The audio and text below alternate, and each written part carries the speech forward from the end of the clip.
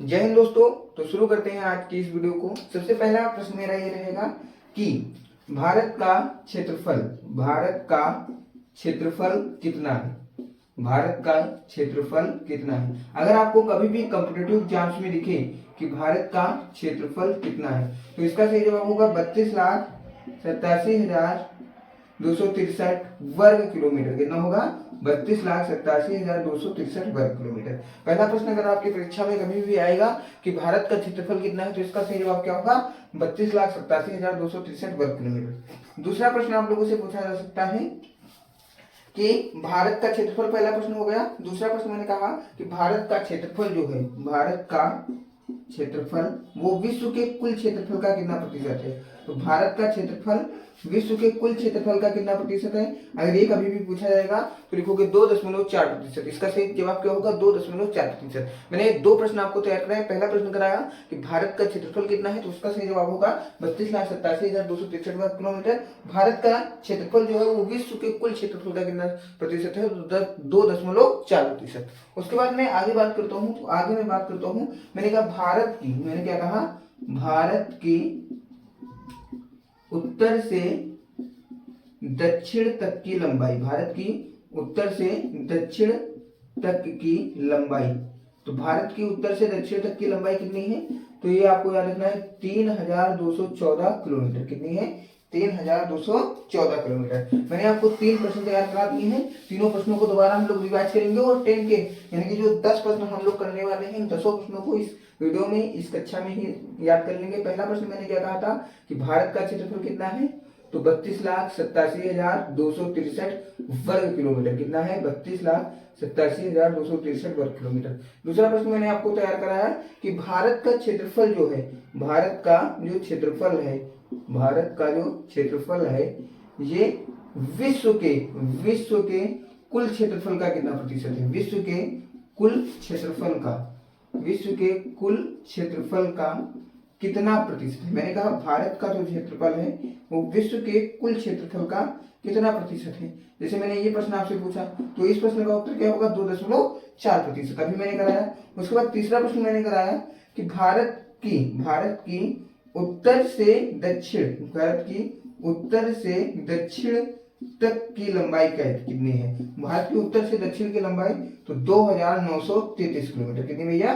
2,933 kilometre. उसके बाद अगर कभी भी एग्जाम में आपको प्रश्न दिखे कि भारत की पूर्व से पश्चिम की लंबाई कितनी है, भारत की पूर्व से पश्चिम की लंबाई कितनी है, तो वो भारत की जो पूर्व से पश्चिम की लंबाई है वो है 1,933 किलोमीटर। मेरे भैया कितनी है? 1,933 किलोमीटर।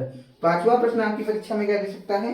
तो पांचवा प्रश्न अगर आपसे पूछे तो अगर पूछा जाए द्वीपों सहित, क्या पूछा जाए? द्वीपों सहित भारत की तट रेखा की कुल लंबाई कितनी है। अगर पूछा जाएगा कि द्वीपों सहित भारत की तट रेखा की कुल लंबाई कितनी है, क्या पूछा जाएगा? द्वीपों सहित भारत की तट रेखा की लंबाई कितनी है। तो द्वीपों सहित अगर भारत की तट रेखा की लंबाई पूछी जाएगी तो इसका उत्तर याद रख लो 7,516.6 किलोमीटर। तो कितनी है? 7,516.6 किलोमीटर। मैंने कहा ये पाठ प्रश्न मैंने आपको तैयार करा दिए। तो इन प्रश्नों को हम अलग लिखकर एक बार फिर से रिवाइज करेंगे और आगे के 5 प्रश्नों की ओर बढ़ेंगे। पहला प्रश्न मैंने क्या कहा आपसे? पहला प्रश्न मैंने कहा कि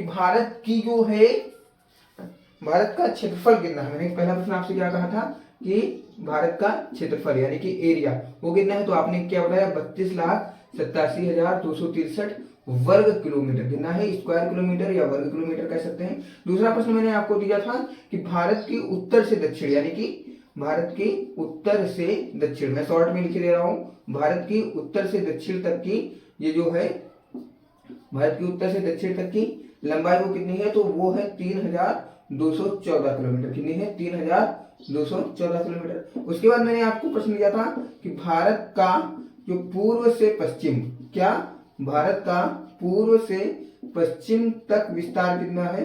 तो 2,933 किलोमीटर। उसके बाद मैंने आपको प्रश्न दिया कि भारत का एरिया 32,87,263, भारत का उत्तर से दक्षिण, भारत का पूर्व से पश्चिम। उसके बाद मैंने आपको प्रश्न दिया था, क्या दिया था कि भारत का जो क्षेत्रफल है, भारत का जो क्षेत्रफल यानी कि एरिया, अभी मैंने एरिया की बात की नहीं, आपको वीडियो के कमेंट बॉक्स में ये बताना है कि जो भारत का क्षेत्रफल विश्व के कुल क्षेत्रफल का कितना प्रतिशत है, ये आपको कमेंट बॉक्स में बताना है। उसके बाद मैंने कहा था द्वीपों सहित भारत की तट रेखा की कुल लंबाई कितनी है, यानी कि द्वीपों सहित भारत की तट रेखा की कुल लंबाई कितनी है, तो इसका उत्तर मैंने बताया 7516.6 किलोमीटर। आशा करता हूं कि आप लोगों को ये प्रश्न समझ में आ गए होंगे।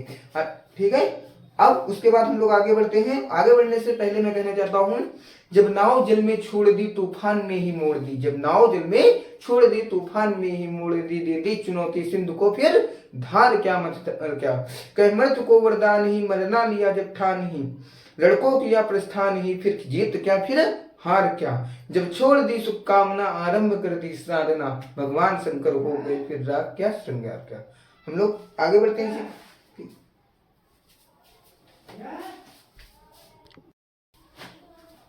आगे हम लोग बात करेंगे कि भारत की स्थलीय सीमा की लंबाई कितनी है। क्या पूछा जाएगा कि भारत की स्थलीय सीमा, कि भारत की स्थलीय सीमा की लंबाई कितनी है। अगर कभी भी प्रश्न पूछा जाए कि भारत की स्थलीय सीमा की लंबाई कितनी है, तो इसका जवाब भाई याद है 15,200 किलोमीटर। इसका जवाब आप लोग क्या बताएंगे, 15,200 किलोमीटर। उसके बाद ये तो छठा प्रश्न हो गया। एक प्रश्न सातवां पूछा जा सकता है आपका कि भारत का क्षेत्रफल जो है विश्व के कुल क्षेत्रफल का कितना प्रतिशत है, ये तो हो गया 2.4%। उसके बाद एक प्रश्न और पूछा जा सकता है कि भारत क्षेत्रफल की दृष्टि से, यानी कि अकॉर्डिंग टू एरिया, क्षेत्रफल की दृष्टि से भारत का विश्व में कौन सा स्थान है। तो क्षेत्रफल की दृष्टि से भारत का विश्व में 7वां स्थान है। यानी कि अगर मैं कहूं क्षेत्रफल की दृष्टि से भारत का विश्व में कौन सा स्थान है, तो इसका जवाब होगा 7वां स्थान। कौन सा है, 7वां स्थान है, 7वां स्थान। 8वें प्रश्न के ऊपर मैं बात करता हूँ। स्थलीय सीमा की लंबाई 15,200 किलोमीटर, क्षेत्रफल की दृष्टि से भारत का विश्व में कौन सा स्थान है, 7वां। एरिया कितना है, 32,87,263 वर्ग किलोमीटर। भारत की उत्तर से दक्षिण की लंबाई 3,214 किलोमीटर। भारत की पूर्व से पश्चिम तक की लंबाई 2,933 किलोमीटर। भारत का एरिया कितना है, भारत का एरिया विश्व के कुल क्षेत्रफल का कितना प्रतिशत है, कमेंट बॉक्स में बताना है।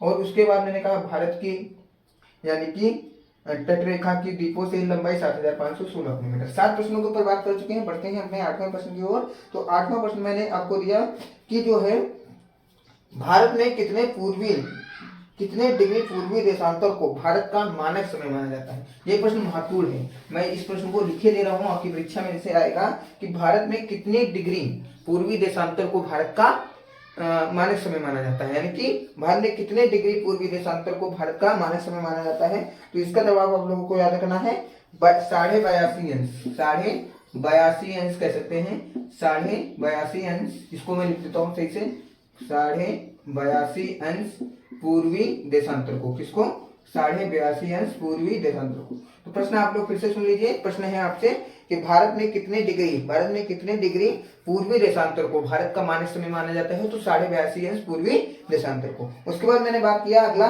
कि भारत का देशांतरी विस्तार कितना है। अगर मैं पूछूं कि भारत का, क्या पूछूं, भारत का देशांतरी विस्तार कितना है, भारत का देशांतरी विस्तार, और उसके बाद ये भारत का देशांतरी विस्तार, और उसके बाद आपको बताना है कि भारत का अक्षांशीय विस्तार, क्या, भारत का अक्षांशीय विस्तार। अगर ये प्रश्न आपके परीक्षा में है, ये प्रश्न बहुत सारी परीक्षाओं में देखे गए हैं और ये प्रश्न बहुत सारी परीक्षाओं में आ सकते हैं, बहुत ही महत्वपूर्ण प्रश्न है। तो भारत का अगर देशांतरी विस्तार पूछा जाएगा आपसे, तो उसका जवाब होगा 68 अंश 7 मिनट से 97 अंश 25 मिनट। कितना होगा, तो भारत का देशांतरी विस्तार में लिखे दे रहा हूं यहाँ पर, देशांतरी विस्तार।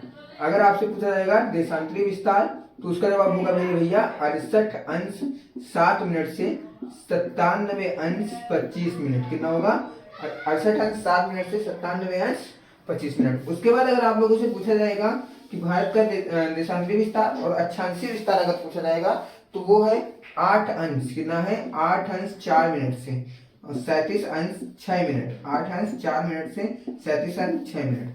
अब बहुत सारे लोग क्या करते हैं, तो जैसे भारत का देशांतरी विस्तार आपने क्या याद किया, 68 से 97 तक। लेकिन इसके आगे भाई आपको याद रखना है, यहाँ पर लगाना है पूर्वी देशांतर। क्या लगाना है, पूर्वी देशांतर।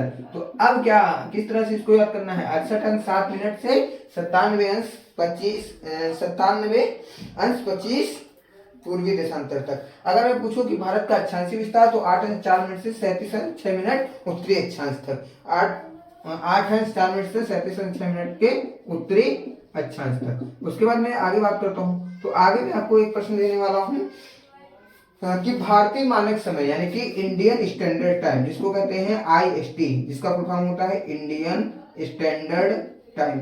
अगर मैं बात करता हूं भारतीय मानक समय, इंडियन स्टैंडर्ड टाइम, भारतीय मानक समय, इंडियन स्टैंडर्ड टाइम जिसे कहते हैं, वो जो है वो ग्रीनविच माध्य, क्या, ग्रीनविच माध्य, किसे, ग्रीनविच माध्य, यानी कि ग्रीनविच माध्य का मतलब क्या होता है, GMT। क्या होता है, GMT। ग्रीनविच माध्य से कितना आगे है, तो इसका जवाब होगा भारतीय मानक समय जो है वो ग्रीनविच माध्य यानी कि जो है GMT, तो उसे है 5.5 घंटा आगे। कितना आगे है, 5.5 घंटा आगे। तो भारतीय मानक समय इंडियन स्टैंडर्ड टाइम जो है वो ग्रीनविच माध्य से कितना आगे है, 5.5 घंटा आगे। उसके बाद हम लोग आगे प्रश्न पर उसके बाद इस क्लास को हम लोग यहीं पर